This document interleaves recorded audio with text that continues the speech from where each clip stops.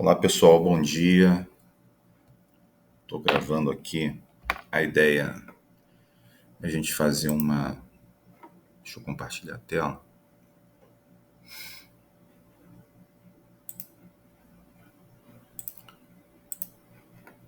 Vamos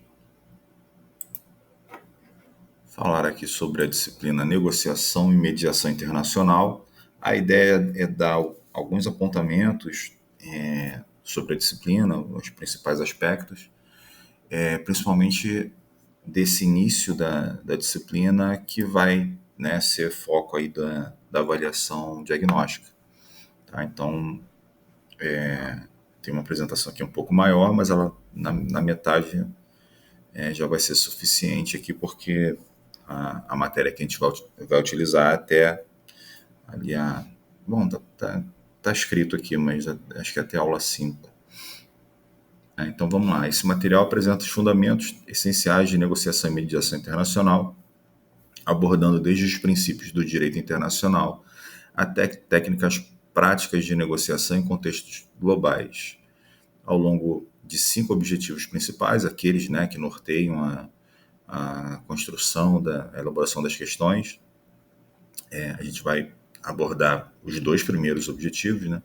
Vamos explorar os mecanismos que regem as ações jurídicas internacionais, o funcionamento da OMC, o procedimentos de mediação e arbitragem e as melhores práticas para negociação bem-sucedidas em ambientes multiculturais. Hoje não vamos ver tudo isso, vamos ver só objetivos 1 e 2. Primeiro, o primeiro objetivo é o objetivo de compreender os fundamentos do direito internacional.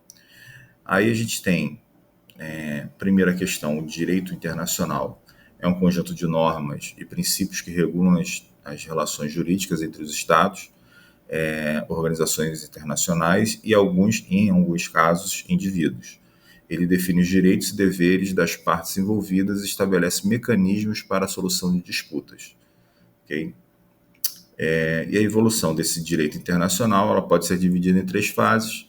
O primeiro, o direito internacional clássico, iniciado no Tratado de Westfália, que consolidou o princípio da soberania estatal. O direito internacional moderno, pós Primeira Guerra Mundial, com a criação da Liga das Nações em 1919, e o direito internacional contemporâneo, que aconteceu após a Segunda Guerra, com a criação da ONU em 1945, focando na proteção dos direitos humanos, resolução pacífica de disputas e promoção da segurança internacional.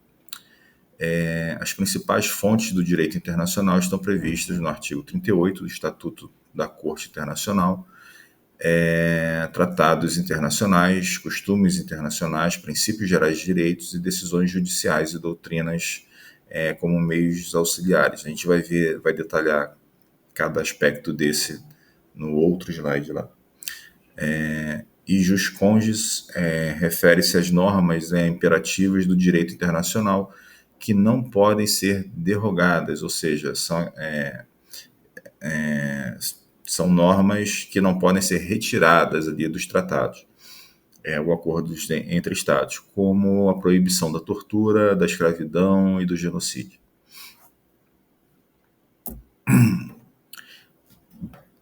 Isso não está exatamente, não será cobrado, quer dizer, até pode ser cobrado sim, porque a gente está discutindo aqui, mas não está em nenhuma unidade.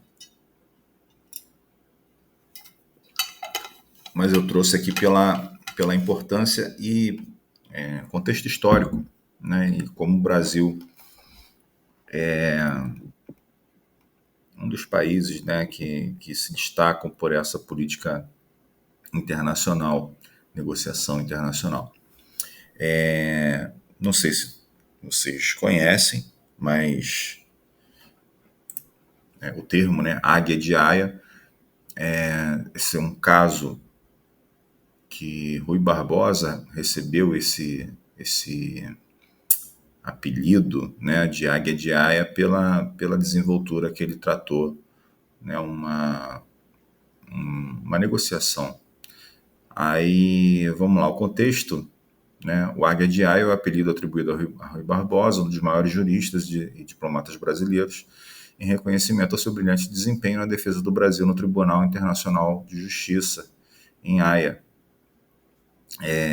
no caso envolvendo a detenção de um navio brasileiro pela Marinha Britânica. O caso, em 1905, o Brasil entrou com uma queixa contra o Reino Unido devido à detenção de um navio brasileiro chamado Águia, que estava em águas internacionais. O Brasil, né, acusou o Reino Unido de violar os direitos de navegação estabelecidos por tratados internacionais. Como foi a defesa, né, de Rui Barbosa? Rui Barbosa foi responsável pela defesa do Brasil no tribunal. Ele apresentou argumentação vigorosa e bem fundamentada que destacou a violação dos direitos de navegação do Brasil. Sua habilidade e eloquência durante o processo resultaram na vitória do Brasil e reconhecimento internacional da sua capacidade como diplomata. Em decisão, o Tribunal de Haia decidiu que o Reino Unido deveria indenizar o Brasil pela detenção indevida do navio, reconhecendo a violação dos direitos de navegação. E esse caso fortaleceu a posição do Brasil no cenário internacional e consolidou o status de Rui Barbosa como uma das maiores figuras da diplomacia mundial, né? Então, a importância aí no contexto da mediação internacional, o caso Águia de Aia é um exemplo clássico de mediação e negociação internacional, em que um tribunal internacional atuou para resolver um conflito diplomático. E a atuação de Rui Barbosa nesse caso é lembrada até hoje como um marco na história das relações internacionais e da defesa dos direitos dos países em instâncias internacionais. Esse caso é interessante, né, que coloca o Brasil num cenário diferenciado na diplomacia, né, de uma forma geral. Fontes do direito internacional e papéis dos estados. É aquilo que a gente já tinha apontado lá no slide antes de Rui Barbosa. Tratados internacionais, né, que são acordos formais entre os estados ou organizações internacionais que criam obrigações jurídicas. Nesse caso, esse termo estados seriam, né, os estados independentes, os países, né, do mundo. Por exemplo, Acordo de Paris sobre o clima. Tem, né, alguns países ou muitos países são signatários desse acordo e precisam seguir ali uma série de devem, né, cumprir uma série de requisitos de redução de emissão de carbono e outras questões ambientais. Se eu não me engano, os Estados Unidos ele não assinou o Acordo de Paris, então ele não é signatário. Costumes internacionais, práticas, né, reiteradas e aceitas como juridicamente obrigatórias. Exemplo, imunidade diplomática. É uma questão até de reciprocidade, e isso acontece muito na diplomacia, né? Por exemplo, se um país impõe alguma coisa ao Brasil, o Brasil pode acionar essa política de reciprocidade e impor a mesma sanção ou obrigação para um outro país, né, para esse país. E de forma essa imunidade diplomática é uma reciprocidade. Os diplomatas brasileiros têm imunidade, né, em outros territórios, né, e vice-versa aqui. Princípios gerais do direito, princípios comuns às principais legislações internas dos estados, como, por exemplo, o princípio da boa-fé. E decisões jurídicas ou doutrinas, né, servem como meios auxiliares para a interpretação e aplicação das normas internacionais. Ou seja, toda a jurisprudência aí ajuda no apoio, né, dessas decisões.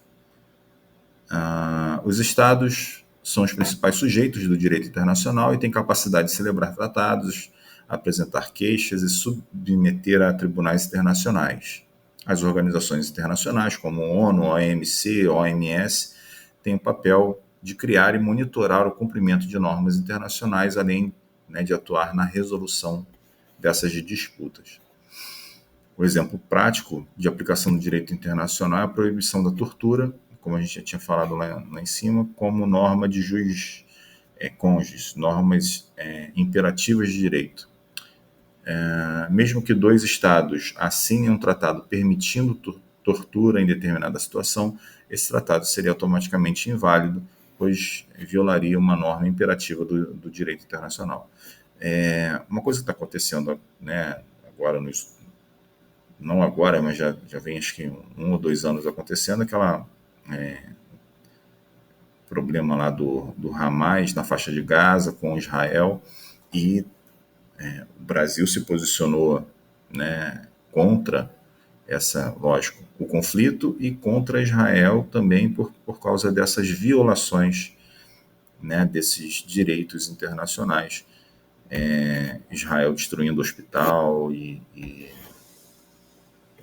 né, provocando fome e outras coisas lá aos palestinos, né, principalmente aqueles que estão lá cercados na faixa de Gaza.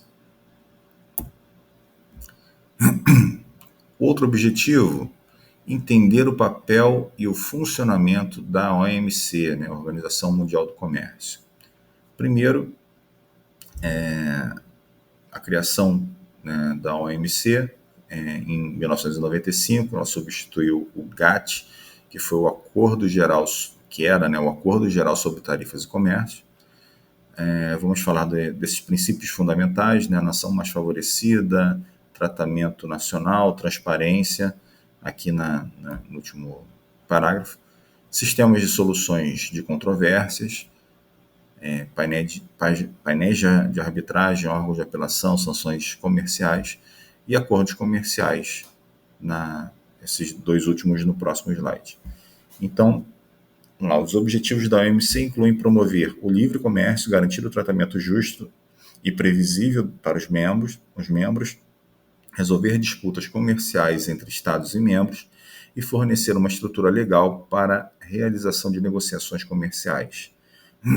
Os princípios fundamentais são: o princípio da nação mais favorecida estabelece que se um país concede um benefício comercial a um parceiro, deve estender esse benefício a todos os membros da OMC. O princípio do tratamento nacional, que determina que produtos importados devem receber o mesmo tratamento que produtos nacionais. E o princípio da transparência, que exige que os países divulguem suas políticas comerciais de forma clara. Se a gente, olhando para esses princípios, né, refletindo sobre isso, o que Donald Trump está fazendo agora, ele está nem aí para a OMC, né? Ele está ignorando, né, para não falar um negócio mais feio, ele está ignorando os princípios, né, que norteiam o livre comércio, né, e as diretrizes da OMC. Continuando, sistemas de solução em controvérsias da OMC. A OMC possui um sistema de solução de disputas que envolve painéis de arbitragem que avaliam casos e apresentam recomendações. O órgão de apelação, que revisa as decisões dos painéis e as sanções comerciais que a OMC pode autorizar em caso de descumprimento das decisões. Os acordos comerciais regulados pela OMC incluem o GATT, que regula o comércio entre bens, o GATS, que com essa no final, que regula o comércio de serviços, e TRIPS, que regula direitos de propriedade intelectual no comércio internacional.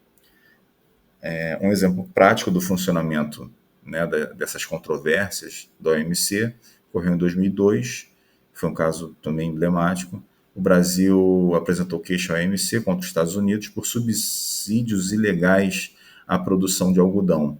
Né? O Brasil é um grande exportador de algodão e o preço do algodão brasileiro chegava mais barato, né, do que a produção lá norte-americana. Chegava mais barato nos Estados Unidos do que a produção interna. E os Estados Unidos, para favorecer ali né, reduzir, né, esse poder de, de negociação brasileira, o governo dos Estados Unidos subsidiou ali a produção de algodão local, fazendo com que, né, o preço do algodão lá produzido por eles baixasse e pudesse concorrer ou até concorrer de forma desleal com os produtos brasileiros, né? Então, a OMC decidiu a favor do Brasil, que recebeu autorização para impor sanções comerciais contra produtos norte-americanos, né? A questão da reciprocidade. Dizem que China hoje faz mais ou menos a mesma coisa, só que para exportar, né? Não no sentido de proteger sua indústria local contra exportadores, né? Quem exporta para a China, mas ao contrário, subsidiando produções chinesas para conseguir, né, entrar em outros, ganhar o mundo, né? Entrar em outros países com preço abaixo das produções locais. Mas eles também têm um custo de produção muito baixo, né? Pela salários, etc., horários diferenciados de trabalho, eles acabam tendo um custo de produção mais baixo, isso também interfere nesse valor final. E é isso. Fechamos aí o que a gente vai tratar, né, o que a gente vai cobrar nessa avaliação diagnóstica agora do mês que vem, tá? Vou deixar essa apresentação aqui gravada para vocês. Deixa eu fechar aqui o compartilhamento. Quando eu fechar vai parar de gravar. Então já vou me despedir aqui, né, e vou partir para o próximo tópico aqui, para outra disciplina. Ok? Valeu.